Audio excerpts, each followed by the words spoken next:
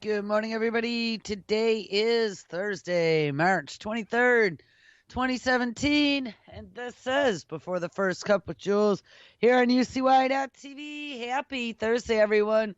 It is 21 degrees, crispy and partly cloudy here in upstate New York. It's very dangerous, actually. All the snow turned into a big block of slippery ice. So where do we leave off yesterday? We titled the show Bill Joy, Kurzweil, Ted Kaczynski, and Why the Future Doesn't Need Us. And we spent a good part of the end of the show reading through, actually, it might have been the beginning of the show, reading through the first page of Bill Joy's essay in Wired magazine back in 2010 titled Why the Future Doesn't Need Us. And he paints a pretty convincing picture. Some of the discussions that he had, this book that he had read, which we find out then, this whole excerpt that he had outlined about this dystopian future, was actually Ted Kaczynski, a.k.a. Unabomber, discussing his view of the future and the reasons why he believed so from a mathematic point of view. And I have to say it was quite disturbing because he seems to see the future a lot of the ways that we've been seeing it here. He was recommended a documentary called The Net, and I'll have to find it. I don't know, everything is moving slow, including my brain. Yeah, there was a documentary. I don't know, I don't see it here. It was called The Net,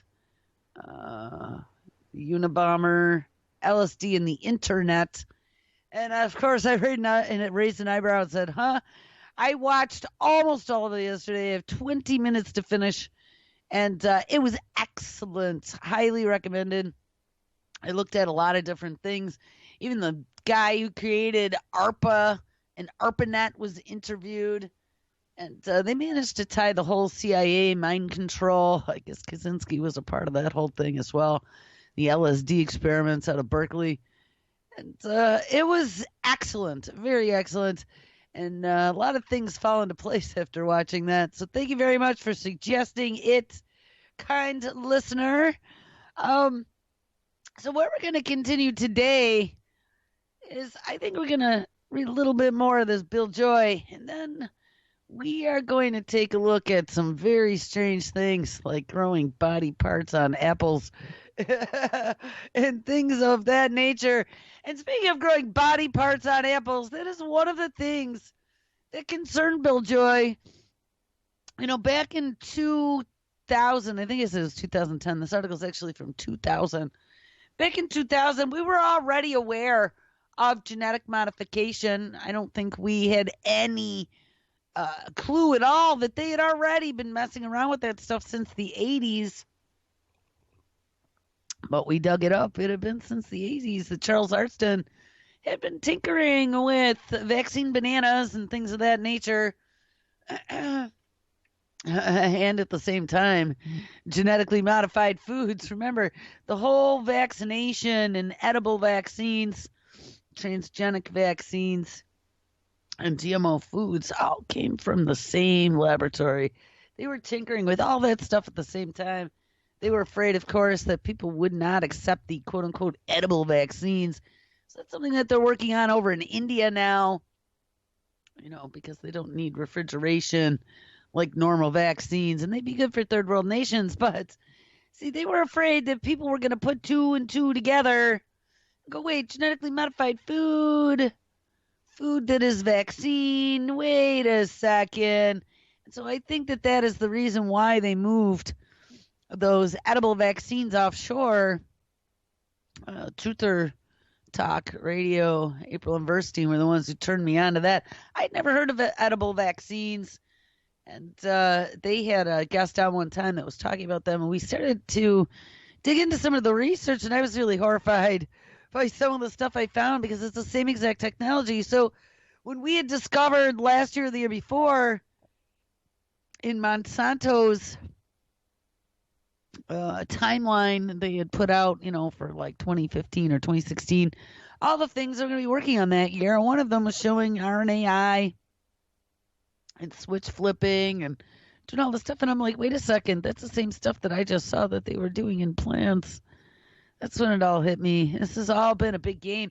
It's been going on for a very long time, and we haven't known. And now, oh no, the rabbit hole goes way deeper. Because now, as we start digging into somebody such as Ted Kaczynski,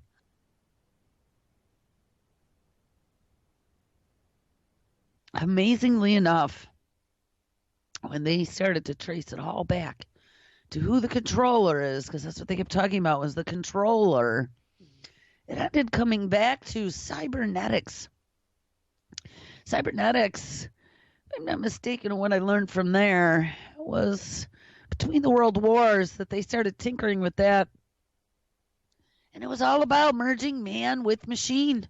This is something that's been going on for many years and been this utopian dream. They'd even pointed out that it was going to be the best way, be able to mind break us with things such as LSD and make us malleable, to break away from our societal norms so they could mold us to want to get rid of nationalism and become a global society. The internet spreading everywhere, high speed, eat all you want data. I think that's what it's all about. This internet has been allowed to invade our lives. That's why they're spending federal dollars to get all rural America online, and why it's a big investment to make these skybender drones that you could send over Africa, because those poor people are so deprived that they don't have a smartphone. Don't do it, people. If you can get off grid, get off grid. In my research yesterday, I found some, I don't know if it was a news group or, oh, I know what it was. It was on YouTube. It was on a David Icke video. I had never listened to David Icke before until Brandon Turville had him on as a guest. And it was a very interesting interview. But I didn't know what his topics were. All I knew about was lizard people that he talked about. But then I saw, when I looked up some of his stuff after Brandon's interview, he actually was dealing with transhumanism stuff, so I was kind of impressed. I listened to a pretty extensive interview on that, and I was like, wow, this dude actually knows what he's talking about. But yesterday, when I was looking for something else related to this, The Future Doesn't Need Us, and Kaczynski, I came across a David Icke video from just a few days ago, as a matter of fact. It was March 18th. 2017, titled "They Are Building a Technological Prison for Humanity," a dot connector videocast. I have not gotten a chance to listen to this, so I'm not going to comment on anything. It has been pretty insane, and trying to squeeze in a 2-hour documentary was something that I usually don't have the ability to be able to do. But I did it just for this conversation. And but anyway, this David Icke video, I was very surprised. And how does David Icke get 52,000 views before the first cup gets 52? But he is talking about Google being the prime driver of the transhumanist agenda. And remember, we pointed that out for a very long time. And remember, I told you who the unholy trinity was when all that came together: Google, DARPA, Kurzweil. And Kurzweil really is the shuffling mad scientist. Everybody used to laugh at him or be very frightened of him, and now they've put him in charge at Google with unlimited budgets, and they are allowing, he is like the mad scientist who was able to make their 50-year unsuccessful attempts at cybernetics come true. You notice these brain-computer interfaces and all this brain-like computing has hit fast forward. And that was when the man slid into the driver's seat. That's all he had to do. They just needed somebody who totally got it. And he just needed somebody who gave him enough toys and had enough cash to let him do what he does best, and that's invent. And we now have this very frightening coming together of these technologies that there's no escape from. So Chat dropped me a video then last night. I don't think the guy ever gives his name, but I ran into him a couple different places now since last night. He was a DARPA insider who was a whistleblower. He was the creator of that technology called Voice of God. That was the technology they used in the Iraq War, where they were able to use microwaves and beam it into your head and make you believe you're hearing voices. Well, we watched, friend and I, actually, you're going to laugh at me, but I used to enjoy Jesse Ventura's, I don't remember what it was called, something conspiracy. I've seen a couple of them. The one with the coffins was a good one. And then yesterday, we found the one on targeted individuals and the voice of God on Vimeo. So we watched that last night. And the dude that I had seen in the video earlier in the day, who was the DARPA whistleblower, talked about all of these technologies. He was the creator of the voice of God. That was the tool that they had used to get the Iraqis to set down their guns and all surrender without ever offering or firing a shot, because they made them believe that they saw Allah. And Allah told them to put down their guns. Well, the documentary about Kaczynski, when it was talking about mind control and all these other things, it talked about trying to move us into a new world order, and it talked about mind control, and it talked about how at some point in the future they are going to try to convince us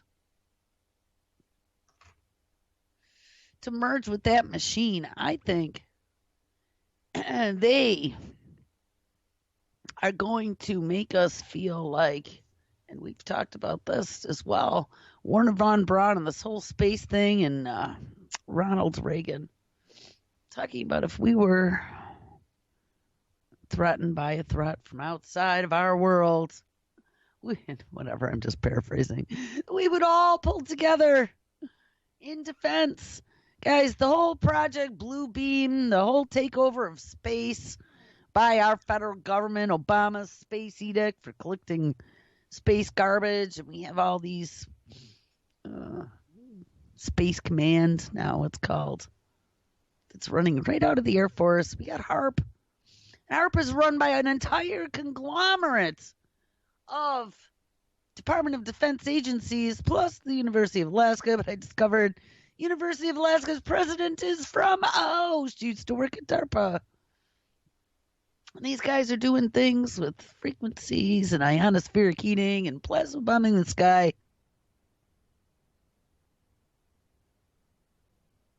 to increase radio reception. It's got to make you wonder, that project, quote unquote, Blue Beam, that no one is allowed to admit that exists. I think they're going to use that sucker. I really think. I don't know. There's lots of scramble in my head right now because I saw a lot of stuff yesterday that I'm still processing. But I'm going to tell you that I don't believe that there is any doubt at all in my mind right now that any of that technology, and even the stuff that I still kind of snickered about, is fantasy at all. I think everything that I've seen, they have been manipulating the public and targeting the public for many years, experimenting with frequencies and with psychology, and to see how it would influence the general public and what they could make the general public do. So when you see Ted Kaczynski, and like I said, the mainstream painted him as a lunatic, as someone who had gone completely off his rocker, and he was babbling something about satellites and mind control. How many other people who were deemed quote-unquote domestic terrorists were babbling about some of the same things? I am going to say, guys, that careful, because that could be us one day. That could be me one day.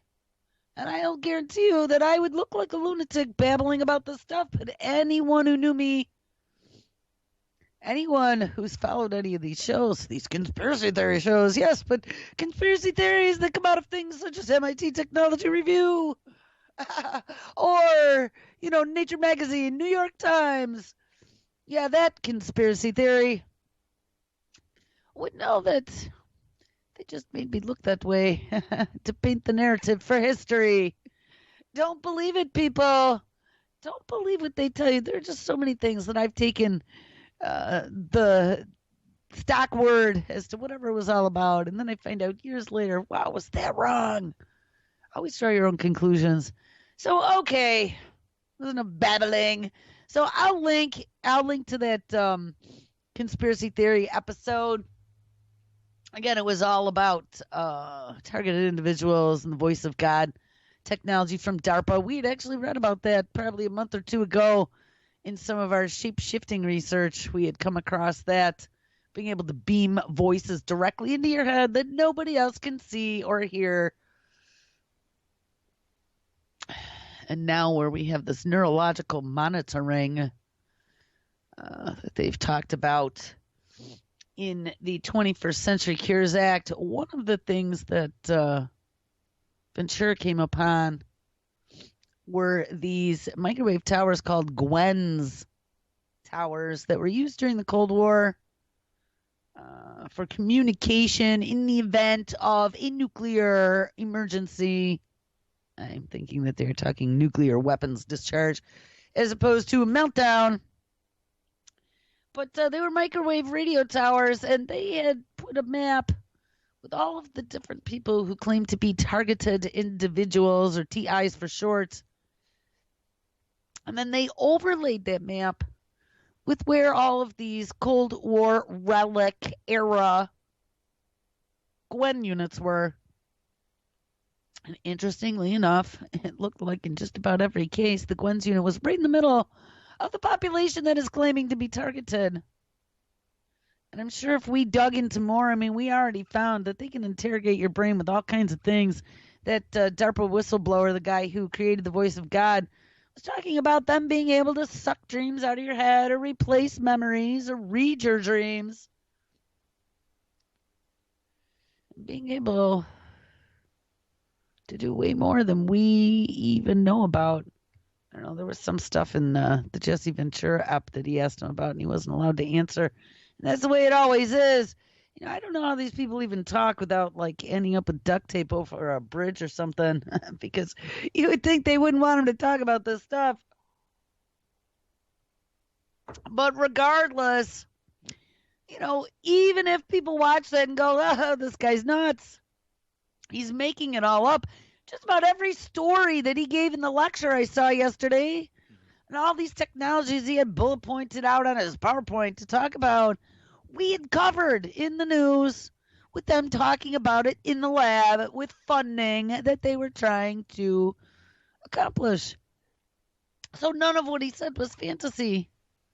So it doesn't matter if you trust him or not. It's out there. They're working on it. And they are 50 plus years ahead of the game. So, all right, let's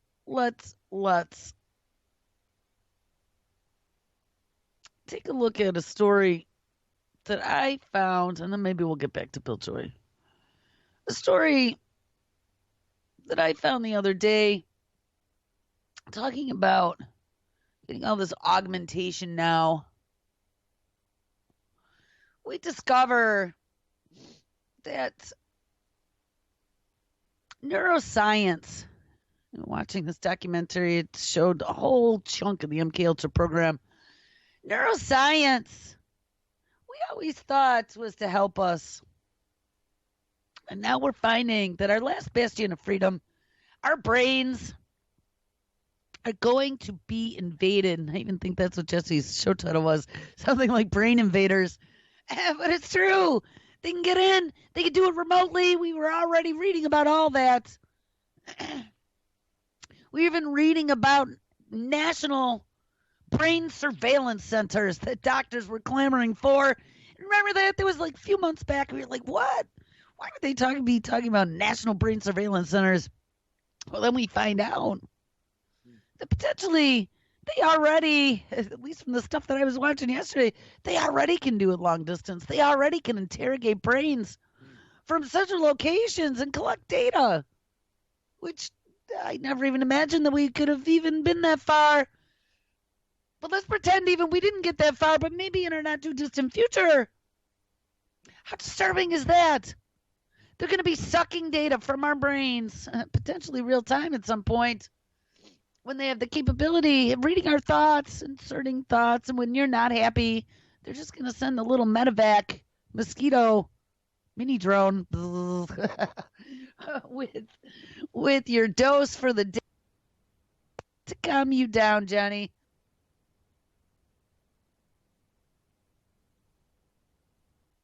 Well, I ran across a story yesterday that talked about neuroscience actually being a tool of war from the very start.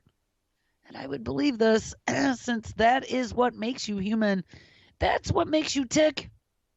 And until they can crack the human brain and how it works and how to manipulate and control it all, you are a danger to the machine.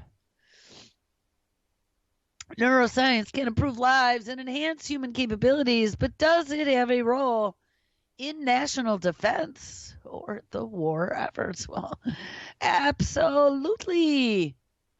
Especially if you could be deemed as a domestic terrorist. What could once only be imagined in science fiction, and this seems to be a daily occurrence now that we're hearing our life that we're living to be sci-fi dystopia world, is now increasingly coming to fruition. Drones can be flown by human thoughts. Pharmaceuticals can help soldiers forget traumatic experiences, yes, and so can little zippity zaps to the brain, or produce feelings of trust to encourage confessions in interrogation. We're not even going to go there. DARPA funded research is working on everything from implanting brain chips to neural dust in an effort to alleviate the effects. Yes, it's all about the trauma experienced in war. Invisible microwave beams, ding, ding, ding. Those are those GWEN antennas produced by military contractors and tested on U.S. prisoners can produce sensations of burning at a distance. And actually, they were talking to some victims, too. And there's the one thing, this woman, like, she really looked like a bit of a Looney Tune because she's dressing up in these special jackets with ice packs and metal in the bottom of her shoes to go to sleep to keep her feet from not burning. But she insisted they were lighting her up like a Christmas tree, and it was all because she used to call the White House every single day and leave messages. I mean, I don't know, maybe it's insane. I mean, if they really are going to this level of insanity and it's all an evil fun testing up until now, guys, I mean, we see that the way this is all going, we see how invasive some of this is becoming. We see how this mantra is spinning out and how they really do want us to merge. And it's all going to be for your own good, Johnny. And hey, it's not going to hurt too much. But just like any good network administrator, you're going to need to monitor your network. And we are all going to be living nodes on that Internet of everything that becomes the Internet of, or the Internet of things that becomes the Internet of everything. Us becoming a part of it. So with all these technologies, and technologies that have in common is that they are recent neuroscientific breakthroughs propelled by military research with the broader context of rapid neuroscientific development driven by mass government-funded projects in both America and the European Union. And even while much about the brain remains mysterious, this research has continued to the rapid and startling development of neuroscientific technology. And here's the thing, this whole brain initiative is a part of this, and it is a two-sided sword because everything that they are discovering about the brain, they are applying toward bad science on the brain. They're also applying it from the other direction and using what they have learned about neurons to reconstruct a synthetic brain. and a computer that works like a human brain for artificial intelligence purposes. Kurzweil is working on some of that. And while we might marvel at some of these developments, it is also undeniably true that the state of affairs raises significant ethical questions. Like, what is the proper role, of any, of neuroscience in national defense or war efforts? Well, my research, and then as this author from December 1st, 2016, addresses these questions in the broader context of looking at how international relations, and specifically warfare, are shaped by scientific and medical expertise and technology. Ding, ding, ding. So if we declare ourselves a leader, does that make us the new 21st century superpower? That's a very good question. So weaponization of a peaceable science, what? Yes, that is what we are doing. To understand the relationship between science and war, and it goes way back. That whole Kaczynski, Unabomber, LSD, and the internet talked about how they had recruited a lot of scientists to be a part of some of these studies, these LSD studies and whatever, and the CIA was all working together with them. They were about shaping a nation, shaping our children, shaping popular opinion, and being able to bend the wills of large groups of humans. Scientists have always been involved. To understand the relationship between science and war, Operation Paperclip, academic bioethicists, journalists, and policy advisors alike typically rely on a framework of dual use, and starting from the assumption that the purpose of science is to improve human life, the perspective nevertheless admits that many of these technologies used in peacetime or to help enhance human capabilities can also be harnessed for a second use, and that would be for harming and degrading human capabilities as a part of a military arsenal. And how many times have we talked about the double-edged sword? Guys, I was so on that positive end of technology. I believed that it was going to be used for good.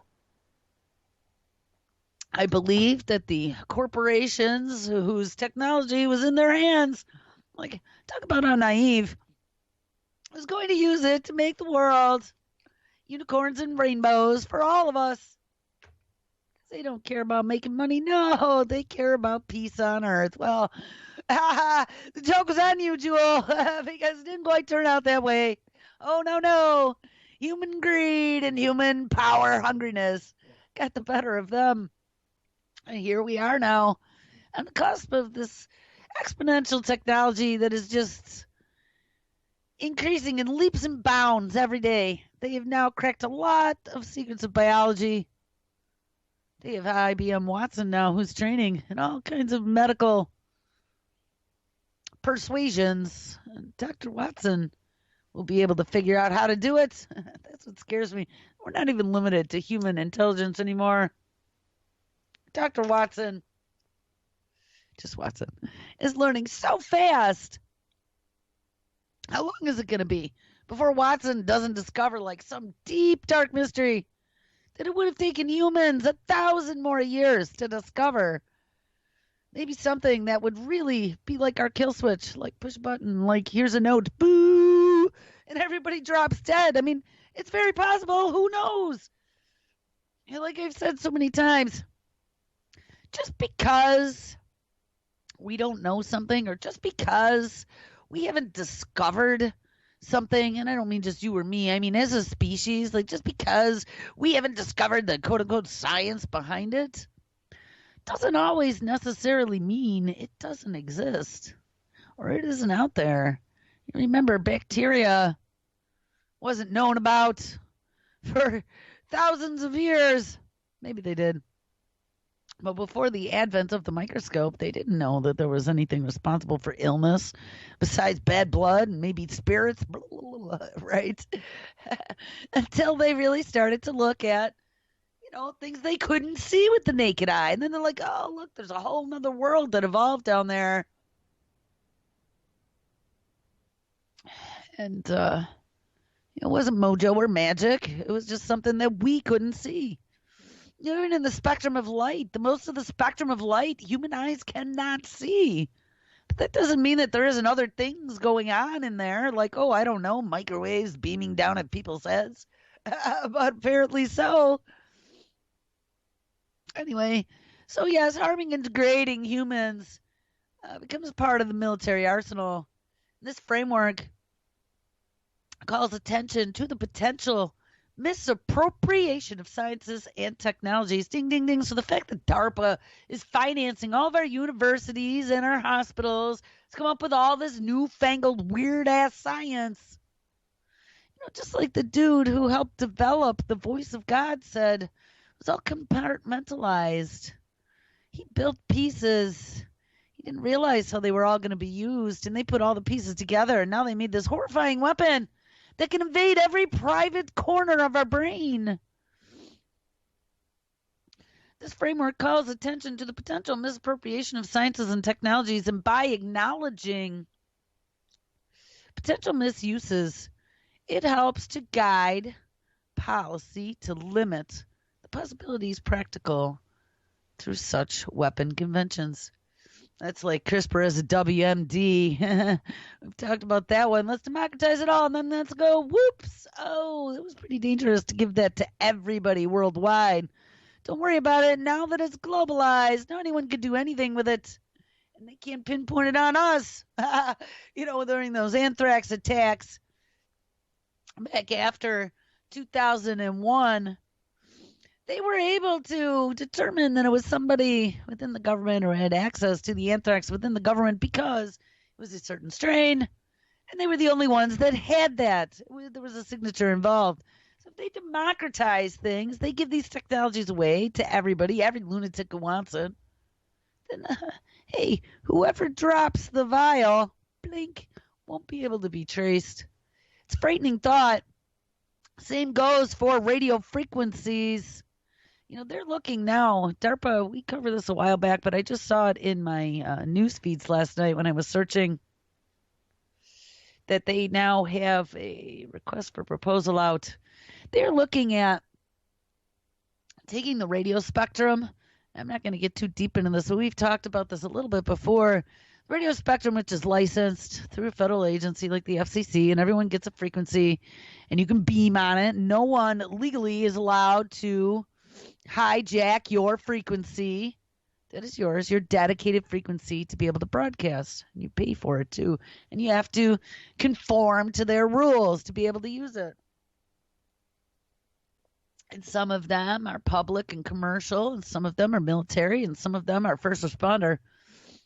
But they're complaining now that, oh my goodness, we're running out of bandwidth in the radio spectrum. I find that hard to believe, but some of them are low energy, some of them are high energy. AM, FM, RF, Wi-Fi, microwave, terahertz. I mean, it's all part of the same thing, remember? Just different frequencies. And again, just like if we couldn't see it, it doesn't mean it doesn't exist. Same goes for the frequency spectrum of light, of which light is a part of. But if we can't hear it, it doesn't mean it doesn't exist either. And if we can hear it with the voice of God, it doesn't even necessarily mean it exists. But DARPA is now talking about taking control of all of the broadcast frequencies. And they want to do some sort of AI switching. So it's going to be an on-demand bandwidth for frequencies, radio frequencies, and all the different frequencies to beam things around. They want to be able to take that over and be able to allocate dynamically bandwidth to people who really need it. That means we lose people. That means we lose. That means they can turn everything into some sort of energy weapon, and we've already determined that the military has been pulling a large amount of resources into developing pulse weaponry over the last year or two. I've already seen those rail guns and laser guns and all kinds of other crazy things that they're doing, using these heat rays. for crowd control or for knocking down and burning up drones in the sky. Where's this going to lead to?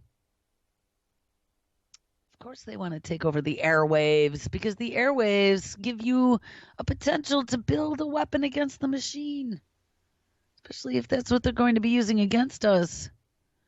Dual use framework and weaponization concept assume stark war peace, military civilian divides, but in fact,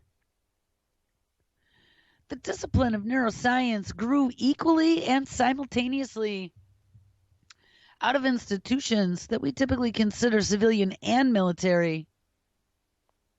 Modern neuroscience, established in the post-World War II period, right after the Nazis, scientists came here, like many disciplines, developed and funded in that era, such as the physics, the nuclear medicine, the space program, and others.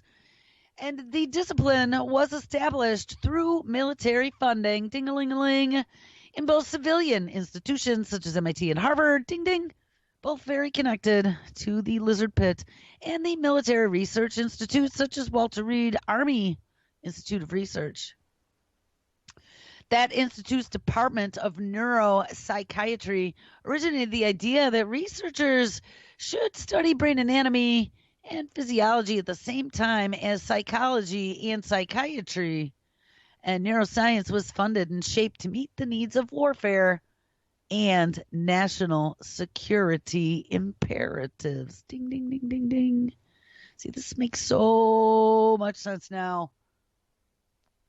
The state of affairs was nothing new. Modern warfare and medical and scientific innovation have long been symbiotic, including the invention of American clinical neurology through the American Civil War. It is not possible to say, though, that neuroscience had been weaponized, because at that point it presumes a naturally peaceful and non-military origin. But that is simply historically inaccurate. The dual-use framework of being simultaneously used for good and evil and the concept of weaponization assume a distinctive divide between help and harm. And people using these concepts are primarily concerned with harmful applications of neuroscience, those that would degrade human capacities.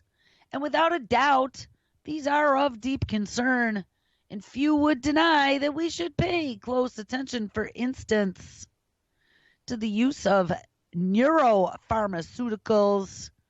We've read about some of these, and there's all these new living pills and things. We discussed chemical lobotomies. Look back in history. We did a show on mental institutions. We talked a lot about them throughout the past and how people who were deemed, quote unquote, mentally ill were locked away in these torture horror chambers for many years without anyone ever batting an eye or looking to see what was going on or even caring. Big unmarked grave pits in the backyard. I mean, it's horrifying. Electrotherapies, cracking open skulls, doing lobotomies with ice picks. And that was one of Rose Kennedy, JFK's sister, was lobotomized with an ice pick because she was a little too rebellious. And now had the chemical lobotomies as well that all these newfangled 21st century pharmaceuticals can do. We got ourselves a problem. We have, what do we read, 50 or 70% of the American population on antidepressants. Maybe everybody's so depressed because they're putting out some sort of frequency across the microwaves that puts you in a depressive mental state. I mean, I know it sounds nuts, but anybody who's looked into it, frequency is a very big piece of this puzzle that I need to spend more time. Maybe I'll go on a sabbatical to do a month's worth of research and then come back all fired up about frequencies. But your brain is an electrical machine. Your brain works on frequencies. Your signaling is on frequencies, and they can be disrupted. And we are bathed in electromagnetic frequency radiation, EMF, all over our environment. We have all this ubiquitous internet everything now, and smart meters and all this other crap going on, cell phones, microwave ovens. You don't think that that's not affecting us somehow? Because I would say it was. And then add to that all this mad science. We find out about these GWEN's towers, that they're beaming crap into people's heads. Seriously, you should watch that conspiracy theory episode. It was pretty interesting. And I'll even link that the dude who created the Voice of God lecture in the notes as well. And you draw your own conclusions. But I'm just saying, this technology is not a surprise, because we've read about a lot of this stuff right out of the laboratory. But I think what surprises me the most is that it's been going on for such a long time without anybody knowing about it, at least without the general public having even half a clue. But the stark divide between help and harm elides the fact that many technologies can do both simultaneously. One example is the current DARPA-funded development of brain-machine interfaces, and we've talked about these ad nauseum. These technologies seek to connect the brain directly to machine technologies in order to control them remotely. And of course, this may be a boon for veterans and soldiers in need of better prosthetic devices, but these very same technologies, sometimes the very same experimental subjects, these are the ones that are being used to pilot drones, maybe even with their mind, for potential use in warfare. In a second example, consider military, medical, and rehabilitative practices. These are assumed to be on the help side rather than the harm. But think, for instance, of the increasing diagnosis of mild PTSD and other traumatic brain injuries in the military setting. And yes, and quote-unquote mild means that it doesn't give you any dysfunction, but it means that you will be ripe to be a guinea pig in the future. Treatments of these injuries may do great good in clinical setting, but these therapies are also a part of a system of military medicine aimed at producing war readiness and potential redeployment of soldiers. Good health of soldiers is integral to warfare, suggesting that the help-harm divide is not so stark as the dual-use framework assumes. And for all these reasons, it is not possible to say that neuroscience has been fully militarized or weaponized. And I'm going to say, little naive person writing this story, assistant professor of international relations at Rutgers University in Newark. You haven't looked deep enough there, then, Allison, because it's been pretty proven to me. And everywhere I look, I see DARPA funding, DARPA funding, DARPA funding. And all these technologies, sure, they're all done in the name of a cure. That's how we get funding in the first place. But every single one of these are being integrated into an arsenal to be able to turn either on our enemies or on your own population, if need be, in the future. So we've been looking at all kinds of different implants and smart devices and pulling us into the matrix of the Internet of Things of the future, all in the name of curing you with this 21st century medicine. Well, I came across a couple interesting stories over the last few days. You know, it's one thing to be beaming microwaves into your brain and being able to suck your thoughts out of your head, but it's another to find out that it's very possible that some of these new connected devices, I think Alexa was the first one that we had read about, where Alexa was put as evidence in a trial for a murder because it recorded the actual murder or the circumstances that were going on in the room when it happened. And his smart device blew him in. Well, secrets from smart devices find a path to the U.S. legal system. Phys.org. Make sure you stick your cell phone under your chair cushion and pass gas at it as often as possible to mask the sound. An Ohio man claimed that he was forced into a hasty window escape when his house caught fire last year. But look out, his pacemaker data. Now, who even thought that pacemakers were collecting data? Apparently they are, but even worse, the police obtained his pacemaker data. So his pacemaker data obtained by police happened to show otherwise. And he was instead charged with arson and insurance fraud. He was given up by his pacemaker. And in Pennsylvania, authorities dismissed rape charges after data from a woman's Fitbit, so the Fitbit's spying on you too, contradicted her version of her whereabouts during a 2015 alleged assault. Vast amounts of data collected from our connected devices, from our Fitbits to our smart refrigerators, thermostats, automobiles, among others, are increasingly being used in U.S. legal proceedings to prove or disprove claims by people involved. In a recent case study that made headlines, authorities in Arkansas, oh, this is the one we were talking about, it was Amazon's Echo. Authorities in Arkansas sought and eventually obtained data from a murder suspect's Amazon Echo speaker to obtain evidence. The U.S. Federal Trade Commission in February of 2017 fined television maker Vizio. That's frightening because I have an old Vizio TV. For secretly gathering data on viewers collected from its smart TVs and then selling that information to marketeers.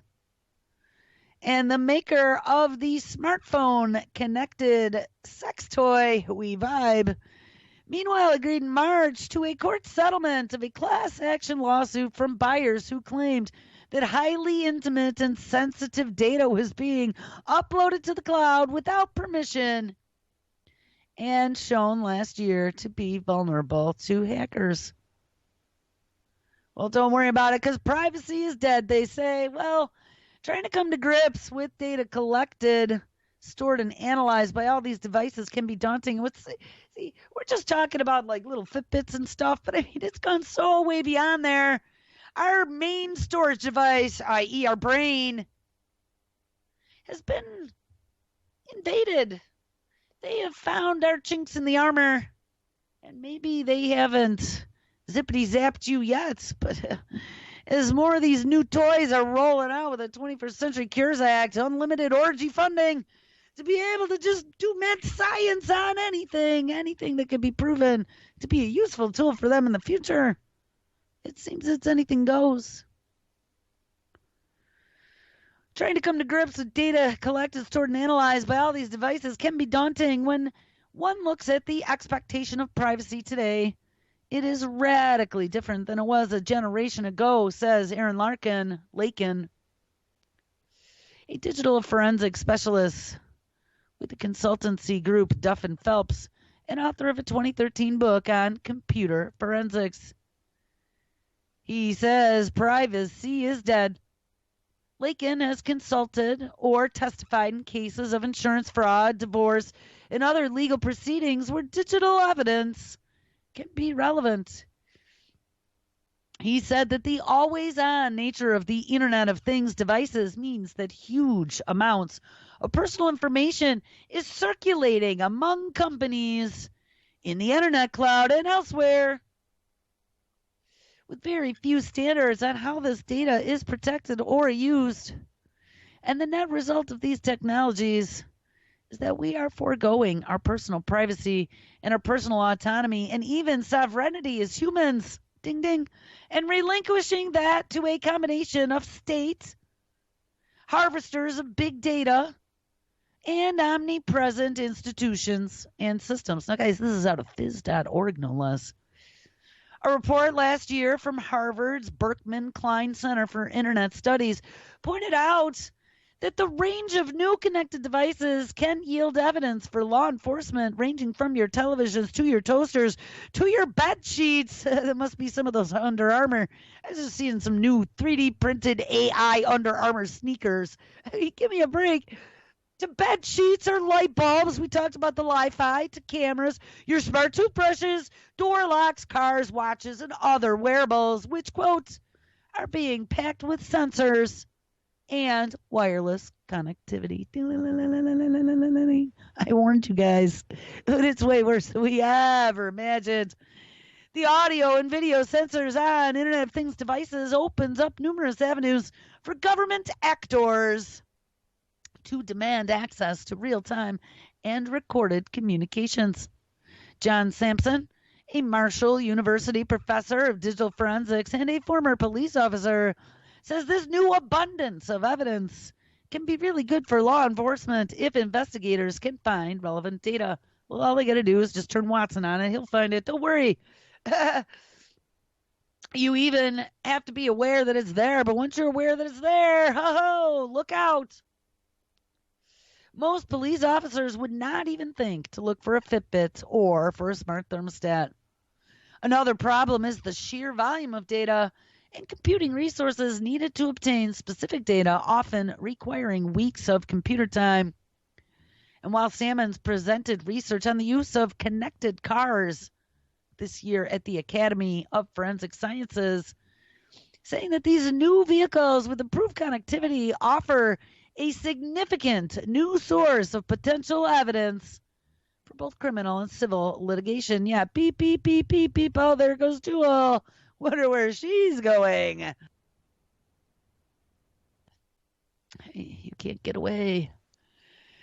Privacy activists, meanwhile, worry that these devices can unleash new kinds of surveillance without even knowledge of the users, and that the legal system must define the limits of constitutional protections against unreasonable searches.